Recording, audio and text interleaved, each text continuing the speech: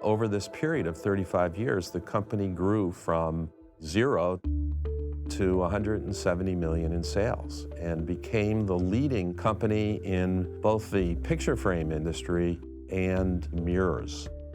From 1980 into the 90s, we were doubling our size every 2.5 to 3 years. As a result of foreign competition, our gross profit margins deteriorated. We had to watch every penny of overhead. So here we are, we're mobilizing our resources very carefully. We're controlling costs. And the one area that was so confounding was healthcare costs. We would be faced with double-digit, sometimes high double-digit increases. The premiums in total for healthcare costs has actually doubled over the last 10 years. That's an exorbitant increase. That's more than any other expense has increased over that same 10-year period. After years and years of incurring these significant cost increases, I started to look into healthcare.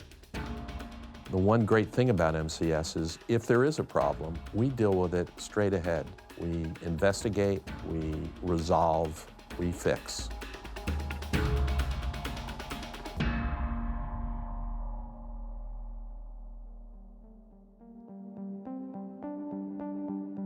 For an average family of 4, this year's number is $23,000. That's what a typical American family insured that way costs. And they have this false sense of security that they're in a plan that provides them protection. But regrettably, all too often, people find out when it's too late, after they've been sick, after they've been hospitalized or injured and requiring expensive treatment, that their coverage was not nearly what they thought it was. And insurance companies are able to charge older people 3 times as much as younger people for the exact same policy. Their potential employer sees them as a risk. The age 50 to 64 age bracket includes very high rates of uninsurance within the U.S. market, and it's because these are very expensive employees. It makes it less likely that employers will even consider hiring someone in their 50s, for example, or early 60s.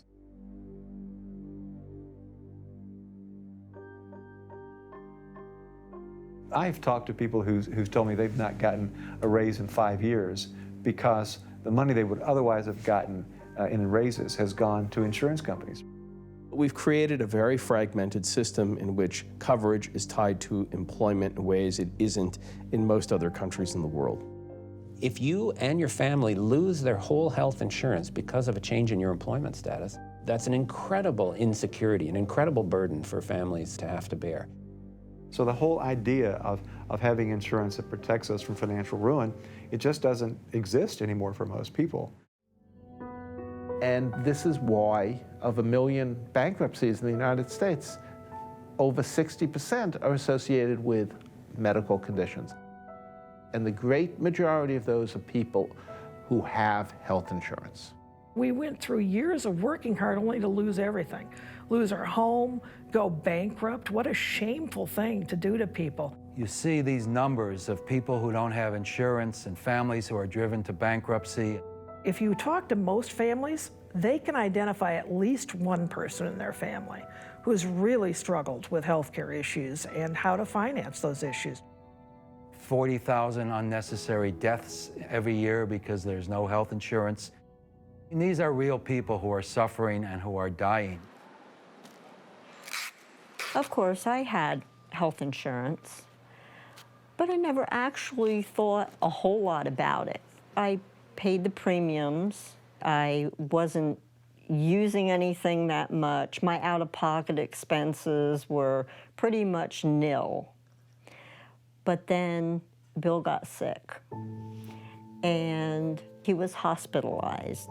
So all of a sudden, these bills started rolling in, and my insurance wasn't covering everything. In 2014, a family that was paying $4,000 to $5,000 as a premium share and MCS was paying $13,000 to $14,000 as their share of the coverage, that family could pay another $6,000 or $12,000 if one or two people got sick. We're up around $10,000 in expenses. What would happen if I would get sick? Our expenses would be probably up around $16,000 a year. That's unbelievable. If anything happens to me, we're done.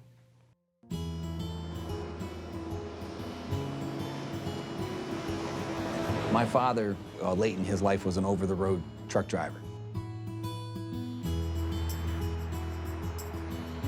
He had some modest success and kind of went from one truck that he drove himself, buying a second and third truck, and ultimately having a couple of employees that drove for him. He had achieved, in some very modest and small way, late in his life, the success that I think he always had dreamed of. Unfortunately, he suffered a kind of catastrophic truck accident where his truck actually flipped over a guardrail and landed on the highway beneath him. I will never forget being there when he woke up in the ICU, and his immediate reaction was to try to rip the lines out of him and get out of there. And I said, you know, Dad, it's okay, you're in the hospital and you're in the ICU, it's gonna be all right. And he said to me, no, you don't understand. He said, I can't afford this. I gotta get out of here. And it bankrupted his company. So the two folks he had working for him didn't have a job anymore. Doing all the right things, playing by the rules, working hard was all eliminated like that with one accident. Every employer I know, and I'm talking about small to medium guys mostly, they dread the next hike in their insurance rates. So we've got people who fear they're going to be put out of business if they have one employee or one spouse or one child that has some kind of a huge healthcare event. The current costs of the system are becoming intolerable.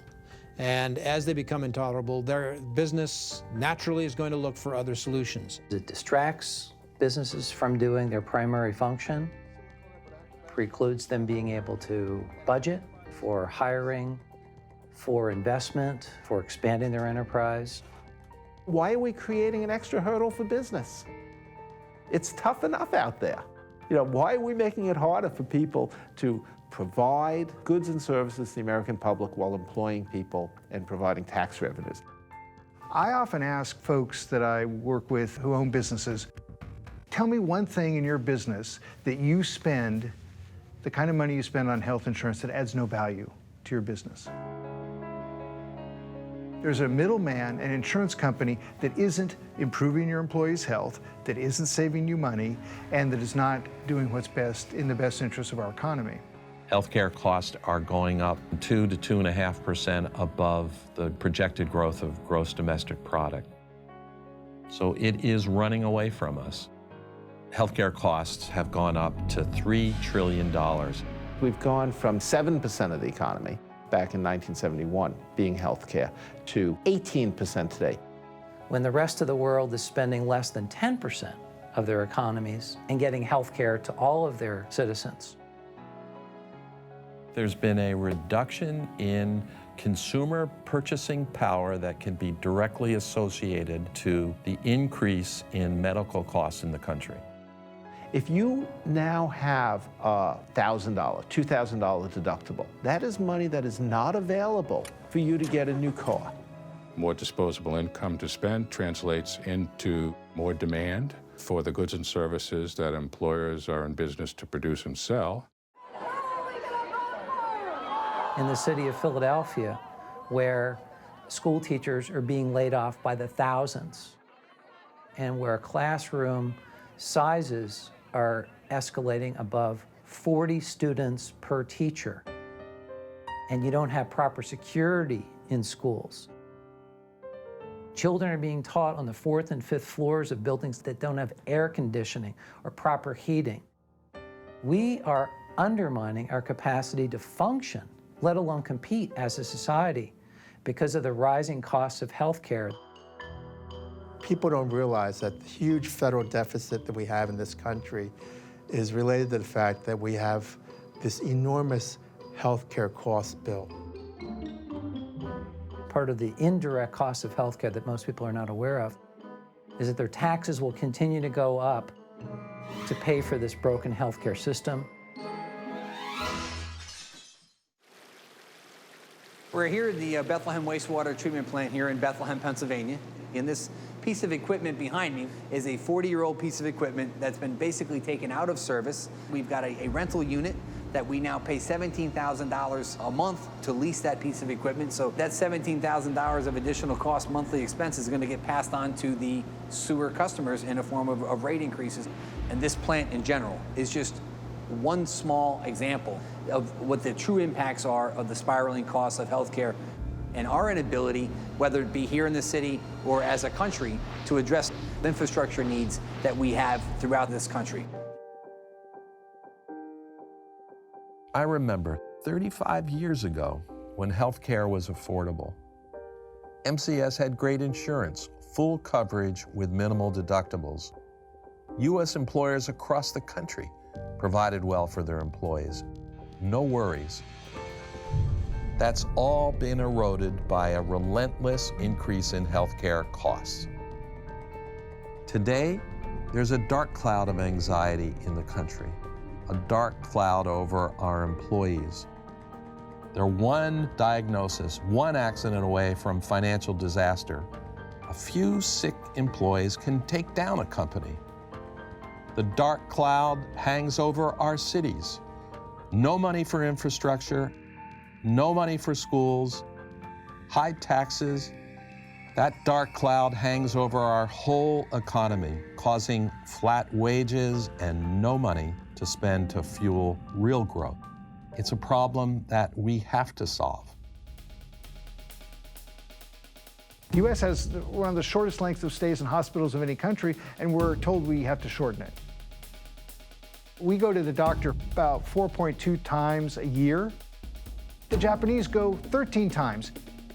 So we're told that we use too much health care and we have to restrict access to save money, when in fact we're below average when it comes to comparable countries. The whole system is set up to discourage people from using health care. The insurance companies are specialists at figuring out ways of covering less or paying less the sicker you are. One of the reasons I left the industry was because I was expected to be a cheerleader for consumer-driven plans or plans which have high deductibles, and to persuade the American public, employers in particular, that everyone needed to have more skin in the game. What the companies were doing to meet Wall Street's financial expectations was to make it less likely that people could get care that they needed, that they could afford insurance. And that's when I decided that I had to find some other way to earn a living. I was being paid, in my view, to mislead people, and I couldn't in good conscience keep doing that. Medicare. And they talk about that it's broken, that it's unaffordable, that the costs are escalating. And this is an enormous distortion of the reality of Medicare. In fact, Medicare has been a runaway success. Well, Medicare can take care of the sickest and the oldest in our society, and they can do it actually at far less cost than the private insurance companies could do. They don't have the same kind of cost that the private insurance companies have. They don't spend enormous amounts of money on their sales and marketing teams and on advertising. And they don't need to have an infrastructure in which they're going back and forth with healthcare providers on a daily basis to try to determine whether or not something is a covered benefit, which is also something that eats up an enormous amount of their premium revenue. I was the administrator of the Centers for Medicare and Medicaid Services. It runs both of those programs and the Children's Health Insurance Program. We had 5,500 employees in that system to cover the whole country. Our budget, the amount of money going out to the healthcare system, was about $820 billion a year, nearly $1 trillion. Total overhead budget, that is the administrative budget that I had, was about $8 billion, 1% of the total. That probably undercounts, so let's make it 3%, 4% of the total budget. Right now, by policy in this country, under the Affordable Care Act, we are trying to argue insurance companies down to 15% overhead. The American taxpayers are saddled with the poorest in our society and the oldest, and those who are with chronic disabilities and those on dialysis. And we're putting them in the government programs and saying, all you healthy people from 18 to 64, we're going to hand it over to private insurance companies. And still, even with doing that, Medicare manages to actually control healthcare costs better than the private insurance companies can. It's the system as a whole that creates the inefficiency. The fact that there are so many different payers and so many different plans and so many different ways in which bills have to be made and collected. So having multiple insurances and having multiple ways of even billing for that patient is adding to the inefficiencies of the patients. You look at quality and variability, they're opposite of one another. The more variability that you have, the more entities, provider, payer, insurance manufacturers, and so on, the more chances of error, the more inefficiencies, the more cost. One of the reasons why hospital bills are so high, why we are charged so much by doctors, is because they have to spend a lot of resources. They have to hire staff who do nothing more than engage in a nitpicking war with insurance companies on a daily basis to make sure that they are getting paid appropriately. It makes me angry to see so much waste in healthcare, that there are nurses who are pulled away from actually providing hands-on patient care, and they're pulled into administrative duties. And they're pulled into those duties because we have an incredibly complex billing system. We have many different payers in our billing system. We have people who can't pay, people who have this insurance, people who have that insurance. So there's nurses whose full-time job is to help get authorization so that a patient can get the care they need. And that's ridiculous. I would really love to be a nurse without having to think about whether or not a patient can get the care they need, whether or not a patient is sent home from the hospital without the proper medications because they can't afford it, whether or not a patient is going to be able to get a treatment that a doctor recommends because their insurance company won't pay for it and they can't afford it. And it does break your heart.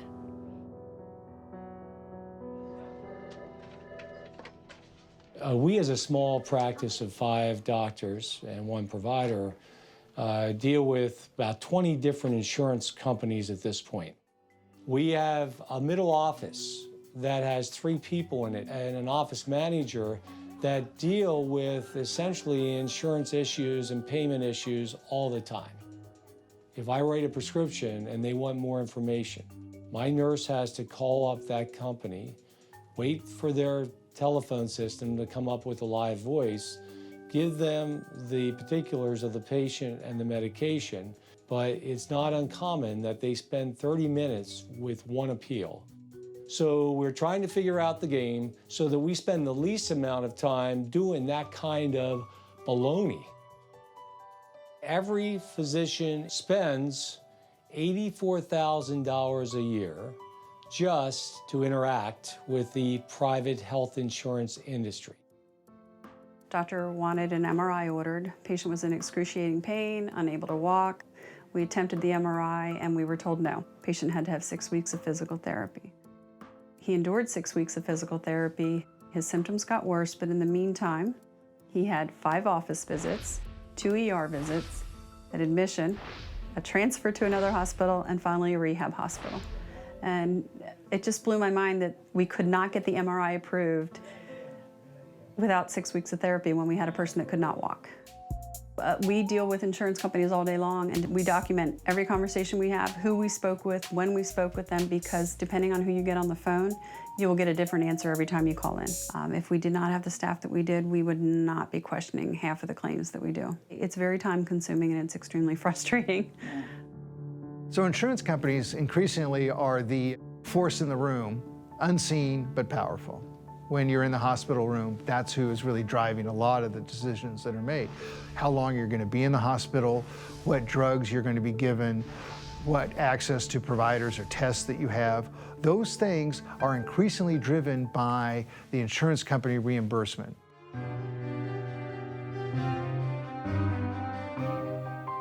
MCS pays $1.5 million a year for its health insurance. And where does it go? 3 cents of every dollar goes to an insurance agent that represents MCS in selecting an insurance plan and negotiating price. The next 20 cents of our premium dollar goes to the insurance company for its sales and marketing expense and for its staff to pre-approve and deny care and its administrative expense.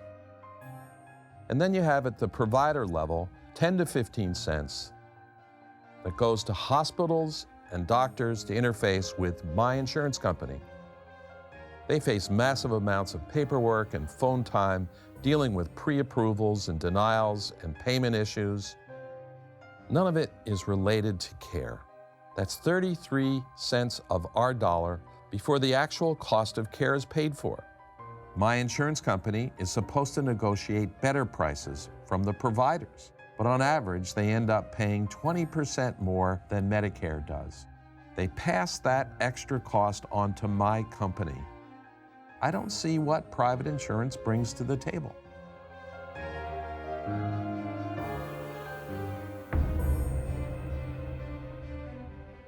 What keeps insurance company CEOs up at night is the worry that other CEOs that will eventually come to realize that they add more cost than value to our healthcare system, and that more and more employers, corporate executives are beginning to understand that. When you have a publicly accountable system, as we could have with single payer, you can have less confusion. Over and over again, we're hearing the same plea.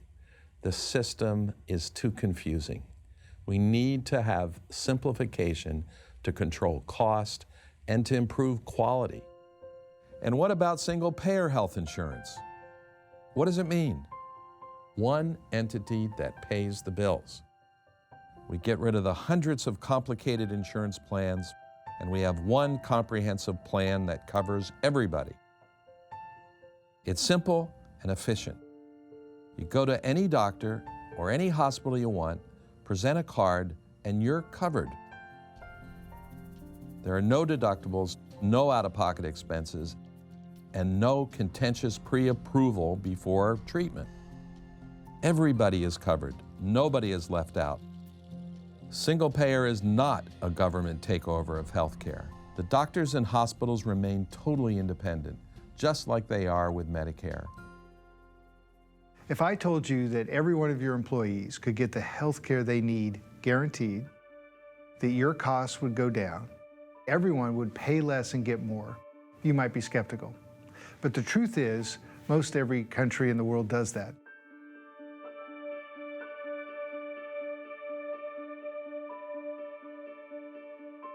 The benefits in Taiwan's single-payer system are comprehensive.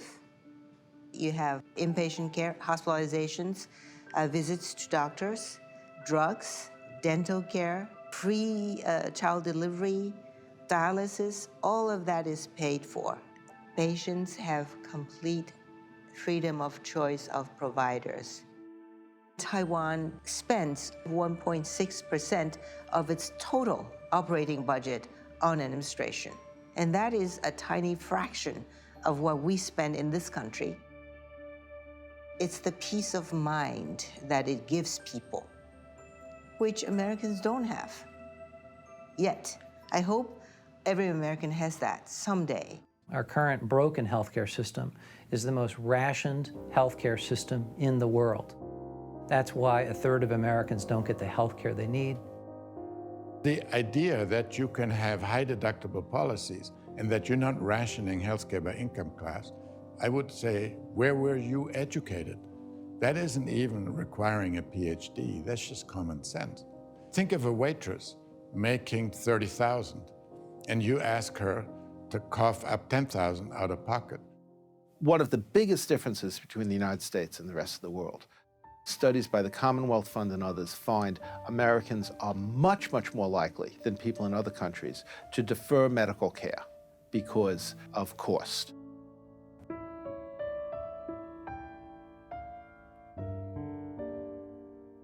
We have a large number of people dying from causes that should be preventable. So when one takes all these causes of death, which one should not die from given access to appropriate and effective medical care, The US comes out as number 19 compared to France, which in fact is number 1, or Australia, which is number 2.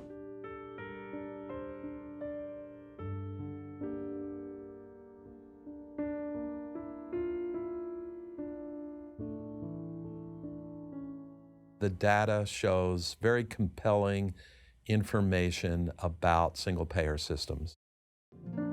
And so it was imperative that we visit a single-payer system and experience what life was like on the ground.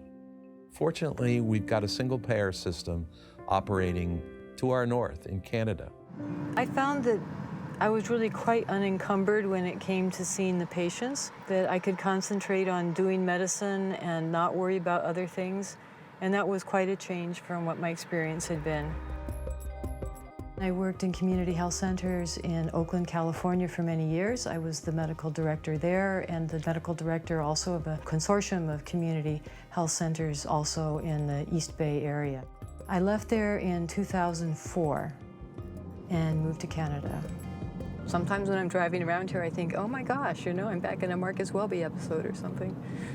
First family practice department meeting that I attended here in Canada was quite an experience.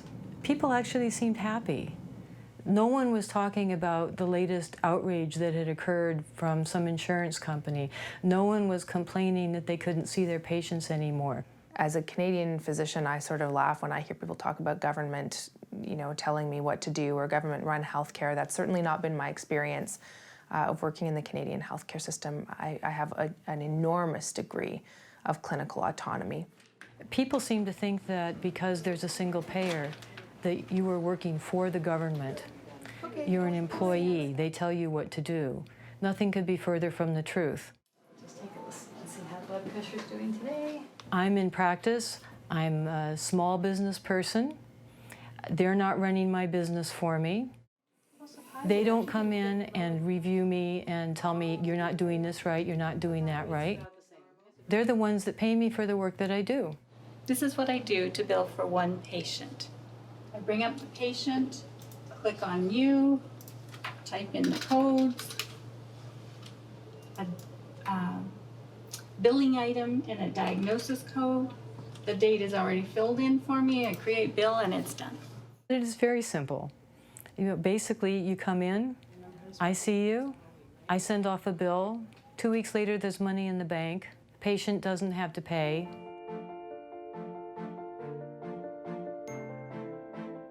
We are billing on behalf of University Health Network for 4 hospitals for diagnostic tests to the Ministry of Health. We don't see any situations where the ministry is second-guessing the doctor's clinical decision on the test. We bill weekly, electronically, and there are approximately 10,000 claims on those weekly billings. And those are handled by approximately 10 people within the department.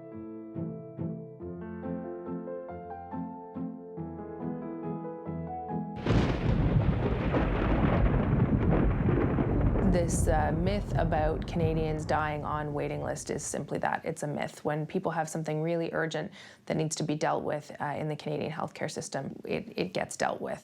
The notion that having a single payer somehow causes wait times is not actually borne out by the international evidence on healthcare system design. We see healthcare systems internationally where it's a single payer system and there's virtually no wait time at all, Taiwan being a good example of that. We see systems that have multi-payers where wait times have been a big problem. There's a lot of mythology out there that somehow there's a big tax burden or a big cost that comes along with the Canadian publicly funded model. In my 25 years as a cross-border tax consultant, I'd say I've prepared at least 5,000 US returns and about the same amount, 5,000 Canadian returns. The surprising thing is that even though on an income of $50,000, the tax rates in Canada and the US are about the same, in Canada, that tax covers primary health care. In the US, there'd be additional cost to that person, either through their own insurance or employer insurance. Canada now spends half as much per person as we do in the United States, yet their life expectancy has increased faster than ours.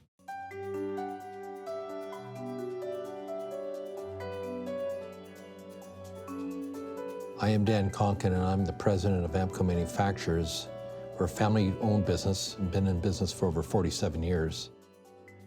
I'm a member of the Conservative Party of Canada, and we stand for removing waste, being more efficient, and finding ways to grow our own businesses. And one of the greatest ways that we can grow our business is to reduce cost.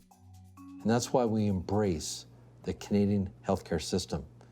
What I don't understand is why my fellow Conservatives in the United States tend to fight this. So my name is Terry Alexander, and I work for Ampco Manufacturers, and I've been an employee here for 17 years. From what I've experienced, the Canadian healthcare system is amazing. I've felt very well taken care of. I didn't feel like there was any treatment that was available that they weren't providing for me. My appointments were very quick. While I was going through my treatment of my surgery and the chemotherapy and the radiation therapy, it was absolutely exhausting and very stressful and lots of anxiety. If I had had the added burden of coming up with thousands of dollars for my health care coverage to fight this disease, it would have been devastating. It would have been horrible. When I hear that people say our Canadian system isn't good, it makes me a bit angry because I'm quite proud of our Canadian system. There are obviously far, far, far more stories in the US about people who are not being able to get the care that they need than you'll ever find in Canada. Canadian hospitals and Canadian doctors have more bed days per thousand and more visits per capita than in the United States. We looked at opening up a US operation. We wanted to be closer to our customer base. We wanted to be closer to our supply base. But the more we looked at it, the amount of costs that we would have incurred by having our company relocate into the United States, just through the insurance coverage costs alone, just made it a non-starter. If I had to increase my costs by over $1 million in my company because of insurance coverage costs, that alone would probably drive me to bankruptcy. In fact, up here in Canada, the major American auto companies, Ford, General Motors, and Chrysler, actually made a public declaration, a public statement, that the publicly funded healthcare system in Canada was an important competitive advantage for their operations in Canada. Labor negotiations are always a very contentious thing, and we hear about them today, particularly in the public sector, in state government, municipal government, school districts.